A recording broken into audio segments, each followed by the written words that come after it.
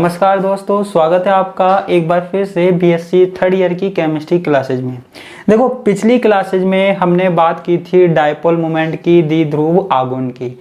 मैंने आपको बताया था कि द्विध्रुव आघूर्ण क्या होता है, डायपोल मोमेंट क्या होता है। आज देखो हम बात करने वाले हैं द्विध्रुव आघूर्ण के अनुप्रयोगों की, एप्लीकेशन ऑफ डायपोल मोमेंट। देखो, जो हमारे पास द्विध्रुव आघूर्ण होता है उसके क्या क्या उपयोग है, कहाँ काम में आ सकता है ना, किस चीज़ के बारे में बात की जा सकती है, हमको उसके बारे में आज बात करनी है। तो आज सबसे पहला द्विध्रुव आघूर्ण के अनुप्रयोग में है बंध में, पहला जो इसका अनुप्रयोग है वो है बंध में प्रतिशत आयनिक लक्षण ज्ञात करना। बंध में प्रतिशत आयनिक लक्षण ज्ञात करना। ठीक है, देखो हमारे पास जब दो परमाणु अलग अलग आपस में बॉन्डिंग बना रहे हैं, ठीक है, तो वो बंध सहसंयोजक है या आयनिक है। देखो, कोई भी बंध पूरी तरीके से आयनिक नहीं होता, कोई भी बंध पूरी तरीके से सहसंयोजक नहीं होता है, मेरा मानना है। ठीक है, और कई जगह लिखा भी हुआ है। तो अब देखो, जो बॉन्ड बना है हमारे पास वो कितने प्रतिशत आयनिक है और कितने प्रतिशत सहसंयोजक है। जैसे मान लीजिए हमारे पास HCl है, HF है, इन्होंने आपस में बॉन्ड बनाया हुआ है। ठीक है, तो अब इनके बीच में जो बॉन्ड बना हुआ है वो कितने प्रतिशत आयनिक है, ठीक है, या कितने प्रतिशत कोवलेंट है, सहसंयोजक है, वो हमें किसके द्वारा पता लग सकता है, द्विध्रुव आघूर्ण के द्वारा, डायपोल मोमेंट के द्वारा। ठीक है, अब आप कहोगे कि डायपोल मोमेंट के द्वारा आयनिक लक्षण कैसे ज्ञात किए जा सकते हैं। देखो बच्चों, बिल्कुल सिंपल सी चीज है, आपने फर्स्ट ईयर में भी पढ़ा है। ठीक है, अब देखो, किसी भी बंध का जो द्विध्रुव आघूर्ण होता है, किसी भी, देखो पहले एक स्टेटमेंट लिख देता हूं मैं, किसी बंध के द्विध्रुव आघूर्ण का मान, द्विध्रुव आघूर्ण का मान परमाणुओं की विद्युत ऋणता के अंतर पर निर्भर करता है। विद्युत ऋणता के अंतर पर निर्भर करता है। ठीक है, जैसे हमारे पास दो परमाणु हैं, HF है ना, HCl है, तो यहाँ पे हाइड्रोजन और फ्लोरीन की विद्युत ऋणता क्या है, उनमें डिफरेंस कितना है, उसके ऊपर द्विध्रुव आघूर्ण डिपेंड करता है, विद्युत ऋणता के अंतर पे। ठीक है, आपको सिंपल सी बात याद रखनी है, किसी बंध के द्विध्रुव आघूर्ण का मान परमाणुओं की विद्युत ऋणता के अंतर पर निर्भर करता है। फर्स्ट ईयर में पढ़ा है, इसलिए ज्यादा हम बात करेंगे नहीं। अब किसी बंध में प्रतिशत आयनिक लक्षण ज्ञात करने हैं। किसी बंध में प्रतिशत आयनिक लक्षण अगर आपको ज्ञात करने हैं तो द्विध्रुव आघूर्ण से ज्ञात करने हैं, तो सिंपल सा फॉर्मूला है। क्या फॉर्मूला क्या है, द्विध्रुव आघूर्ण का प्रेक्षित मान, द्विध्रुव आघूर्ण का प्रेक्षित मान, ठीक है, और द्विध्रुव आघूर्ण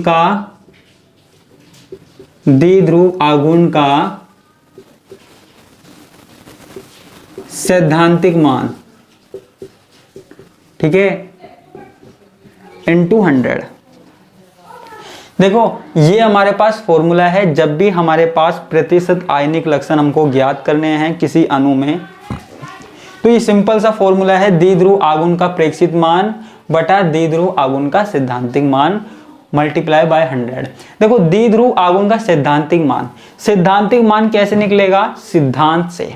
सिद्धांत हमने क्या पढ़ा था, सिद्धांत हमने पढ़ा था, एक जैसे हमारे पास दो परमाणु हैं, उसमें एक परमाणु के ऊपर जो भी चार्ज है, किसी भी परमाणु के ऊपर स्थित चार्ज को ले लो, ठीक है, जितना भी चार्ज है उसको किससे मल्टीप्लाई कर दो, इनके बीच की दूरी से मल्टीप्लाई कर दीजिए। ठीक है, तो वो हमारे पास क्या हो जाएगा, द्विध्रुव आघूर्ण का सैद्धांतिक मान हो गया। एक तो थियोरेटिकल वैल्यू हो गई और एक प्रैक्टिकल वैल्यू हो गई। आपको कोई निकलवा नहीं रहा, बस आपको सिंपल सी चीज याद रखनी है। ठीक है, सैद्धांतिक मान कैसे निकलेगा, मैंने आपको पिछली क्लास में बताया था कि किसी परमाणु पर आवेश मल्टीप्लाई बाय क्या, उन दोनों के बीच की दूरी। और द्विध्रुव आघूर्ण का अगर प्रेक्षित मान निकालना है तो कैसे निकलेगा, दो परमाणु हैं, इनकी जो विद्युत ऋणता है, इसकी विद्युत ऋणता ले ली हमने, इसकी विद्युत ऋणता ले ली, है ना, और ज्यादा वाले में से कम को घटा लिया, तो वही हमारे पास क्या होता है, द्विध्रुव आघूर्ण का प्रेक्षित मान। ठीक है बच्चा, तो ये हम क्या निकाल सकते हैं, बंध में प्रतिशत आयनिक लक्षण ज्ञात कर सकते हैं। इसको मैं मिटा देता हूं। आपको सिर्फ फॉर्मूला याद रखना है, ऐसी कोई बड़ी बात नहीं है ना, ऐसी कोई कठिन बड़ी बात नहीं है, सिर्फ आपको फॉर्मूला याद रखना है। अच्छा, इसके अलावा और कौन से अनुप्रयोग है सिस एवं ट्रांस समावयवों में विभेद करना।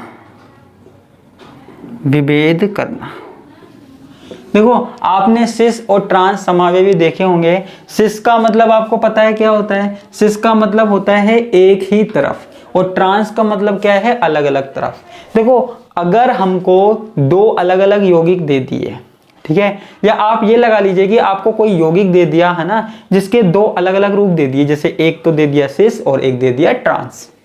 अब आपसे कहा कि इन दोनों में द्विध्रुव आघूर्ण किसका ज्यादा होगा, किसका कम होगा, कैसे पता लगाएंगे। देखो यहां पे सिंपल सी बात है, जैसे हमारे पास एक एग्जांपल लेते हैं, ठीक है, ये हमने किसका एग्जांपल ले लिया, एथीन का एग्जांपल ले लिया। चलो इसमें यहाँ पे कुछ गड़बड़ करते हैं, यहाँ पे CH3 जोड़ देते हैं, और एक एग्जांपल और लेते हैं, यहाँ पे H, यहाँ पे CH3, यहाँ पे CH3।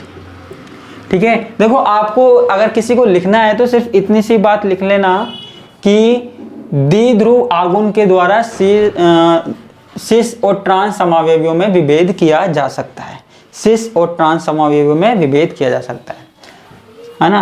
अब वो कैसे किया जा सकता है मैं आपको बता रहा हूं। देखो ये हमारे पास क्या है, सिस है। सिस आपको पता है क्यों होता है, जब हमारे पास एक ही तरह के अणु, परमाणु या आयन एक तरफ हो तो उसे सिस बोलते हैं, और जब एक ही तरह के परमाणु, आयन या अणु विपरीत दिशा में हो तो इसको ट्रांस बोलते हैं। ये आपको पता होगा, ठीक है बच्चा, आपको पता होगा। अब देखो जब ट्रांस की बात आती है, अब ट्रांस में हमको पूछ लिया कि डायपोल मोमेंट कितना है। अब देखो ये इसके विपरीत दिशा में है, ये इसके विपरीत दिशा में है, तो जब कोई चीज विपरीत दिशा में होती है एक दूसरे के, तो एक दूसरे का प्रभाव खत्म कर देगी, एक दूसरे का प्रभाव खत्म कर देगी। तो अगर इसकी वजह से कोई डायपोल मोमेंट उत्पन्न हो रहा है, द्विध्रुव आघूर्ण उत्पन्न हो रहा है, तो उसको ये खत्म कर देगा, ठीक है, उसको ये विपरीत वाला खत्म कर देगा। तो यहां पे जो द्विध्रुव आघूर्ण हो जाएगा वो हो जाएगा 0, ठीक है। ट्रांस वाली कंडीशन में हमारे पास द्विध्रुव आघूर्ण 0 हो जाता है, ठीक है। और जब सिस की बात आती है, अब देखो सिस में दोनों ही अणु, एक जैसे अणु वो एक तरफ हैं, तो इनके कारण क्या होगा, द्विध्रुव आघूर्ण उत्पन्न होगा, ठीक है। जब दोनों एक ही तरफ हैं तो द्विध्रुव आघूर्ण उत्पन्न होगा, है ना। द्विध्रुव आघूर्ण का मतलब क्या होता है, द्विध्रुव आघूर्ण का मतलब क्या होता है कि दो एटम हैं, दो परमाणु हैं, उनके बीच में इलेक्ट्रॉन है, दो एटम है, दो परमाणु है, उनके बीच में इलेक्ट्रॉन है, तो उनमें से एक परमाणु इलेक्ट्रॉनों को ज्यादा खींचता है, इलेक्ट्रॉनों को ज्यादा खींचता है, यही तो होता है मतलब, ठीक है। तो जिसके कारण एक पे ज्यादा चार्ज आ जाता है, एक पे कम हो जाता है, यही मतलब होता है द्विध्रुव आघूर्ण का। अब देखो यहाँ पे इधर से ये खींच रहा है और ये इधर से ये खींच रहा है, दोनों समान है, ठीक है, दोनों समान है, इधर से हाइड्रोजन खींच रहा है और इधर से ये खींच रहा है, दोनों समान है, ठीक है। तो द्विध्रुव आघूर्ण जितना इसका होगा उतना ही इसका होगा, इसका द्विध्रुव आघूर्ण इससे कैंसिल हो जाएगा, ठीक है। तो जो हमारे पास द्विध्रुव आघूर्ण निकल के आएगा वो बिल्कुल 0 हो जाएगा, खत्म हो जाएगा। और यहाँ पे देखो, जैसे मान लीजिए बीच में कोई है, यहां से देखो CH3 खींचने की कोशिश कर रहा है और इस तरीके से, है ना, तो एक तरफ द्विध्रुव आघूर्ण ज्यादा हो जाएगा, एक तरफ द्विध्रुव आघूर्ण कम हो जाएगा, ठीक है। ऐसा कुछ होता है ना, ऐसा आप समझ लीजिए, आपको ज्यादा डीप में जाने की जरूरत नहीं है। ट्रांस समावयवी में द्विध्रुव आघूर्ण 0 होता है और जो सिस है उसमें 0 नहीं होता है, ठीक है, तो द्विध्रुव आघूर्ण का अगर मान हमको पता हो तो हम सिस और ट्रांस समावयवियों में अंतर बता सकते हैं। ठीक है बच्चों। अब इसका अगला अनुप्रयोग देखते हैं, अब ये एप्लीकेशन देखते हैं। ठीक है, एक है ज्यामिति। किसकी ज्यामिति? अणुओं की ज्यामिति। ठीक है, तो द्विध्रुव आघूर्ण सीधी सी बात है अणुओं की ज्यामिति को प्रभावित भी करते हैं। द्विध्रुव आघूर्ण के मान अणुओं की ज्यामिति को भी प्रभावित करते हैं। अणुओं की ज्यामिति को भी प्रभावित करते हैं। देखो हमको कहीं डीप में नहीं जाना, कोई अलग से नहीं पूछ रहा, आपको पूछा जाएगा तो सीधा शॉर्ट नोट पूछा जाएगा कि द्विध्रुव आघूर्ण के अनुप्रयोग बताइए। ठीक है, तो हम वही काम कर रहे हैं। द्विध्रुव आघूर्ण के मान अणुओं की ज्यामिति को प्रभावित करते हैं। ठीक है, सीधी सी बात है, कोई दो परमाणु हैं, उनके बीच में इलेक्ट्रॉन है, अगर इलेक्ट्रॉनों को कोई एक परमाणु खींचेगा तो सीधी सी बात है आकृति में कोई ना कोई विकृति उत्पन्न हो सकती है, आकृति बिगड़ सकती है। दोनों परमाणु में से एक परमाणु ज्यादा खींच लेगा तो आकृति में अंतर तो आ ही जाएगा। ठीक है, आकृति विकृत तो हो जाएगी ना। ठीक है, तो ज्यामिति भी प्रभावित होती है। ठीक है बच्चों, अब आगे की बात करते हैं और अनुप्रयोग देख लेते हैं इसका। ठीक है, एक है प्रतिस्थापित डाई सब्स्टिट्यूटेड।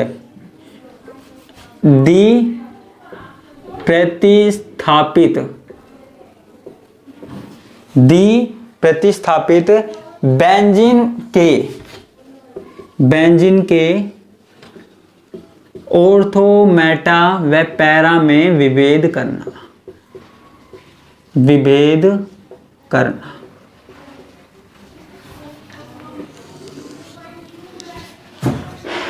ठीक है, अब देखो हमको अलग अलग तरह के यौगिक दे दिए। मान लीजिए हमको कुछ इस तरीके के यौगिक दे दिए, जैसे हमारे पास बेंजीन वाले हैं, यहाँ पे कोई समूह जुड़ा हुआ है और यहाँ जुड़ा हुआ है। ठीक है, ये कौन सी कंडीशन हो गई? ऑर्थो।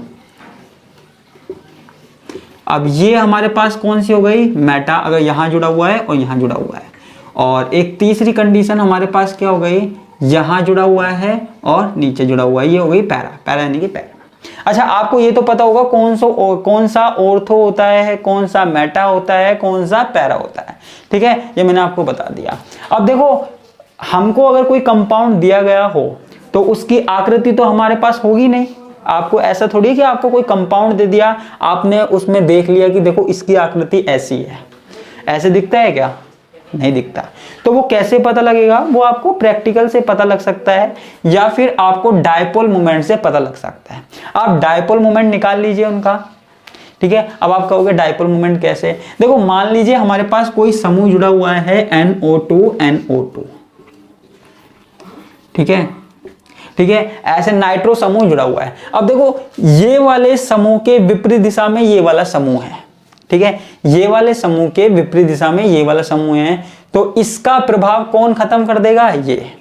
ठीक है, तो जब इसका प्रभाव ये खत्म कर देगा तो यहां पे क्या होगा? म्यू 0 होगा। देखो द्विध्रुव आघूर्ण हम उस कंडीशन में बात कर रहे हैं जब हमारे पास दोनों समूह एक जैसे जुड़े हुए हों, उस कंडीशन में हम बात कर रहे हैं, कोई अलग कंडीशन में बात नहीं कर रहे हैं। मान लीजिए इसमें भी हमारे पास NO2 जुड़ा हुआ है और NO2 जुड़ा हुआ है, यहाँ पे भी NO2 जुड़ा हुआ है, यहाँ पे भी NO2 जुड़ा हुआ है। ठीक है बच्चा, तो अब देखो यहाँ पे सबसे कम जो द्विध्रुव आघूर्ण होगा या होगा ही नहीं, वो किसका होगा? पैरा का होगा। ठीक है, किसका होगा? पैरा का होगा। उसके बाद इसका होगा 3.90 D के आसपास होगा। D यानी कि डिवाई, मैंने आपको बताया था। ठीक है, और इसका जो है वो है म्यू बराबर 6.3 D। ठीक है, तो देखो यहां पे हमारे पास 0 है क्योंकि ये एक दूसरे के विपरीत दिशा में है। ठीक है, अब देखो अब इस दिशा से ये NO2 समूह थोड़ा सा इधर आ गया, इस वाली पोजीशन पे आ गया। ठीक है, अब आमने सामने तो है नहीं बिल्कुल, है ना, लेकिन थोड़ा सा साइड में आया, थोड़ा सा ही तो आया है। तो यहाँ पे द्विध्रुव आघूर्ण क्या है, थोड़ा सा हो गया। और अगर ये जो ग्रुप है वो ऐसे आ जाए और थोड़ा इधर आ जाए, है ना, यानी कि दोनों अगल बगल में आ जाए, तो द्विध्रुव आघूर्ण और बढ़ जाएगा। ठीक है, तो अगर हमको किसी कंपाउंड के ऑर्थो, मेटा और पैरा रूप दिए हुए हैं तो हम ये बता सकते हैं द्विध्रुव आघूर्ण की सहायता से कि कौन सा ऑर्थो है, कौन सा मेटा है, कौन सा पैरा है। ठीक है, पैरा में हमारे पास वैल्यू 0 आएगी और जो मेटा है उसमें थोड़ी सी और आएगी और जो ऑर्थो है उसमें सबसे ज्यादा आएगी। तो इस तरीके से हम ऑर्थो, मेटा, पैरा में क्या कर सकते हैं, विभेद कर सकते हैं। ठीक है, तो आज सिर्फ इतना ही इस क्लास में, बस अनुप्रयोग बताने हैं, है ना। ठीक है, तो इसके साथ मैं आपसे विदा लेता हूं। धन्यवाद, नमस्कार, बाय बाय।